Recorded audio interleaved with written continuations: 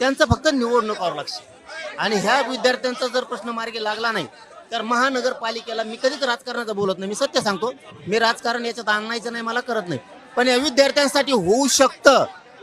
मग तुमची मुंबई पुण्याची महानगरपालिका असन, तुमचे नागपूरचे असन, संभाजीनगरचे असन, नाशिकचे असन, सोलापूरचे असन, मग इथं मात्र हेच पोरं आणि यांचे कुटुंबीय तुमच्या नगरपालिका घालू शकतात. मग कारण आमचंच वाटलं पोरांचं व्हायला लागलं म्हणल्यावर गप्प बसणार नाही. मला अगोदर चर्चा करू दे विद्यार्थ्यांशी. विद्यार्थ्यांनी आंदोलन केलं, विद्यार्थ्यांना ताब्यात घेतलं आणि गुन्हे देखील दाखल केले. नाही का हे पण एक पोरं एक दिवसचे अधिकारी आहेत आणि दुसऱ्या अधिकाऱ्यांनी, पोलीस अधिकाऱ्यांनी यांचं आयुष्य का खराब करायचं?